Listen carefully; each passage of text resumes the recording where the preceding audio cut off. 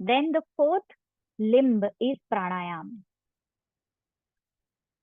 About pranayam, again, he is same as asana. Patanjali Rishi does not name any pranayam.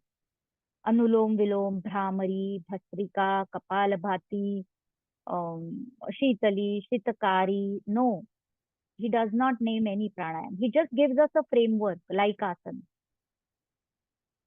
So he says, Tasmin sati shvasa prashvasa yoho gati vichhedah pranayamah. Tasmin sati means after that. After what? After one has achieved a sthiram sukham asanam. You are ready for the practice of pranayam once you have achieved this sthirata in asana. So tasmin sati shvasa prashvasayoho. Inhalation and exhalation is shvasa prashvasaya. Gati is speed. Vicheda means breaking the speed. So what according to Patanjali's pranayam? Managing, changing or breaking the speed of inhalation and exhalation is pranayam. Meaning paying attention to your breath is pranayam.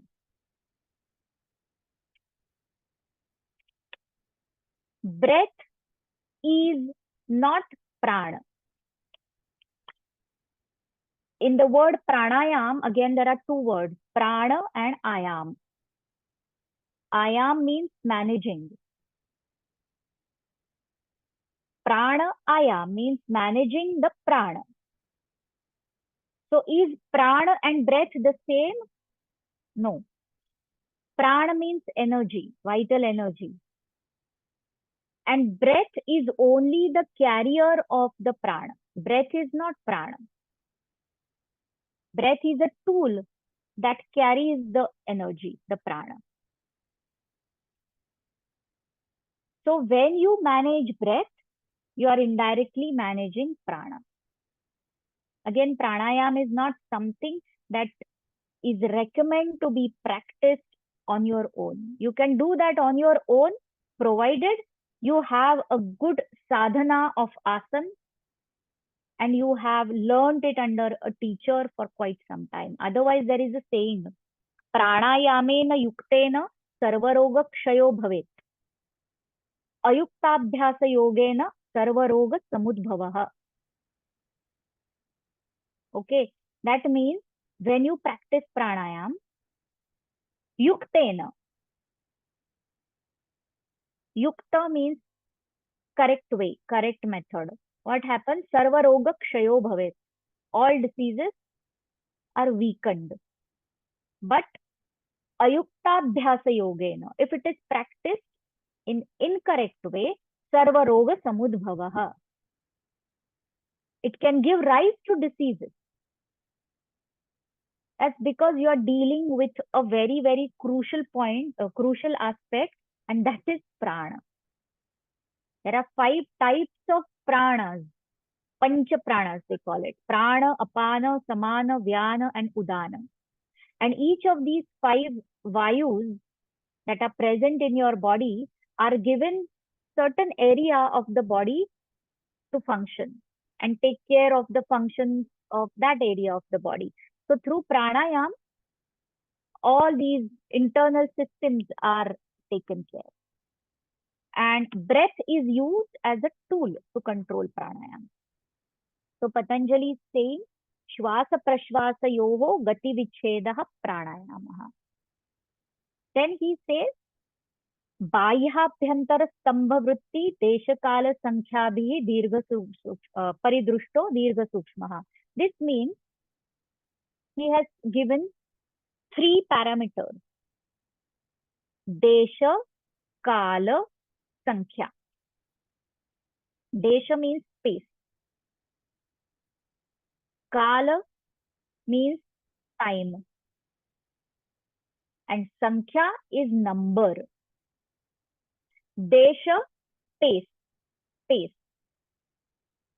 Kala, time or duration. and Sankhya, number. So 3 parameters for what? Bahya, Abhyantara, Stambhavritti. For 3 breaths. Bahya means when you exhale, that is known as Rechak. Abhyantara, that is when you take in the breath, inhalation, that is known as Purak. And Stambhavritti means when you retain the breath, that is when you don't breathe, you hold the breath. That is called Kumbhak. So what are we looking at? Purak, Rechak, Kumbhak.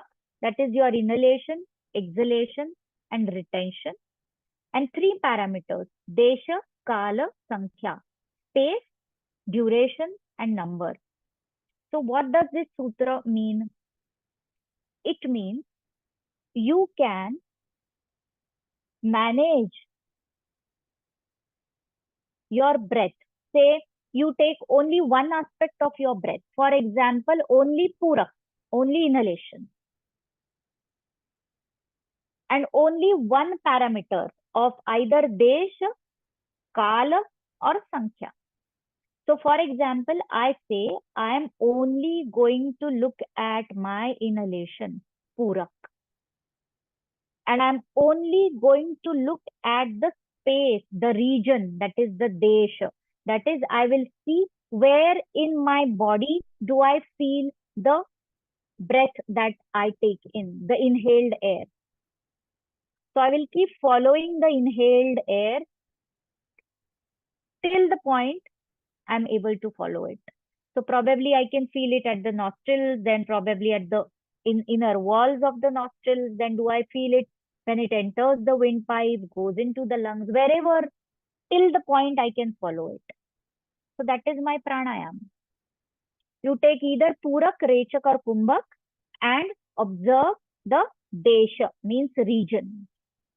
Or you take again Purak, Rechak, or Kumbhak, observe the Kala or duration. What is the duration of my every inhalation? What is the duration of my every exhalation? What is the duration of my entire breath?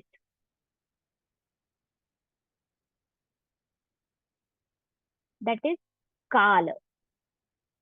Then I can say I am going to take Purak, Rechak, or Kumbhak, whatever, and I observe Sankhya. That is the number.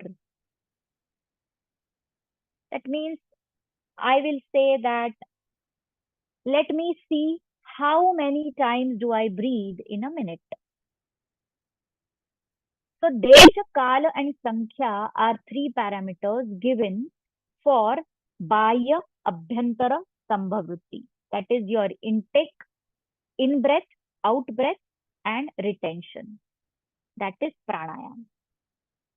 Okay, so this way, basically, all our questions, which are mostly when we start practicing pranayama, we focus on the technique more.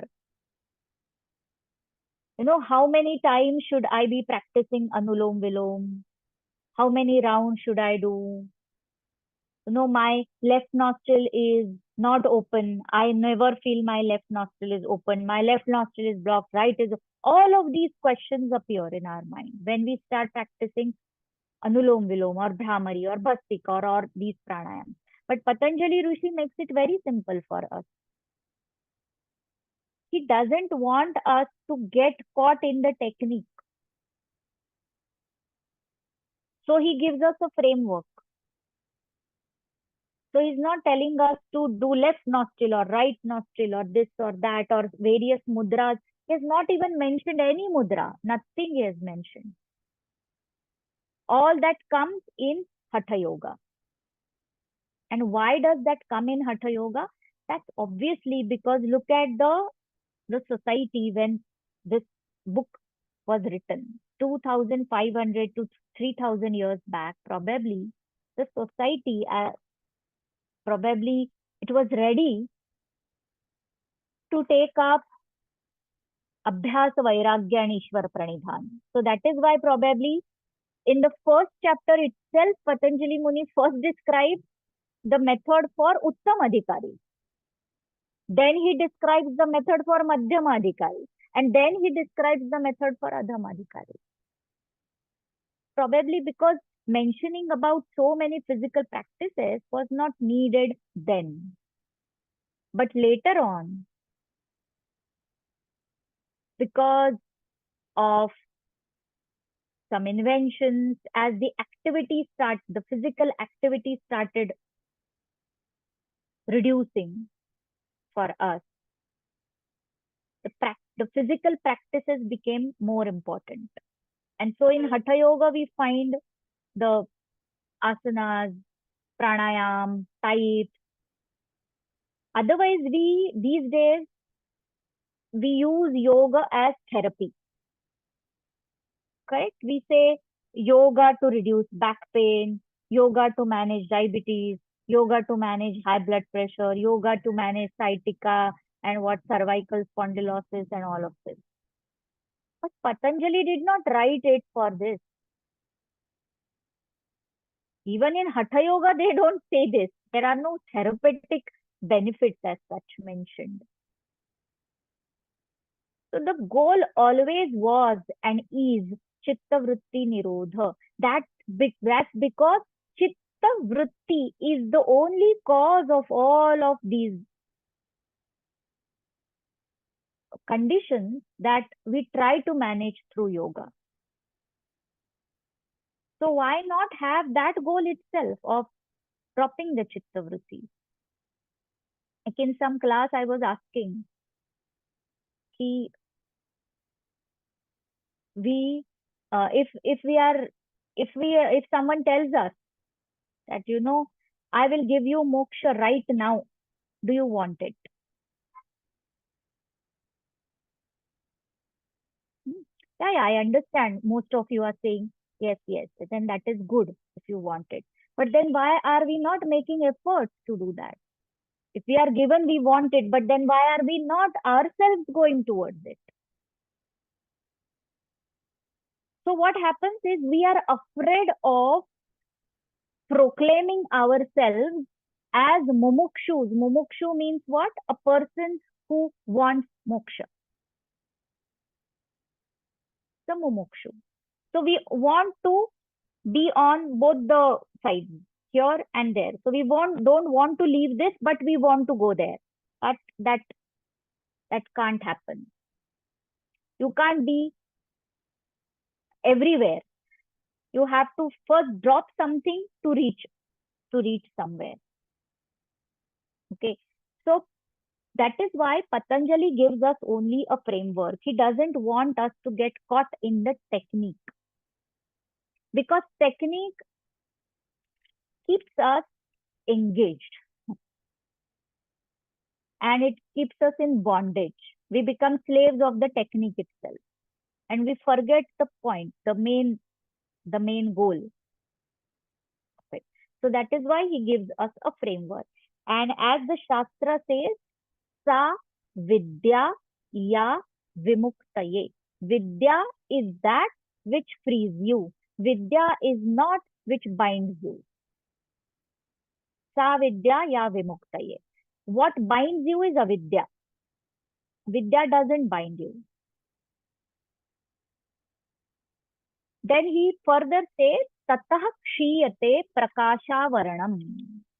When one practices pranayam like this, what happens? Kshiyate means it it weakens. What weakens? Avarana. Avarana is cover or veil. On what? Prakasha. Prakasha is what? Light, sattva or vidya. When one practices pranayam like this, the veil on the light or vidya is removed. Kshiyate. It weakens. That's because you go closer to the self. Pranayam is not a tool to increase lung capacity, according to Patanjali. Will it increase your lung capacity? Yes, it will. But that is not the goal of pranayam. The goal of pranayam is basically to help you Do this journey from the body to the inner koshas, take you from Bahiranga Yoga towards Antaranga Yoga. That is the goal of pranayama.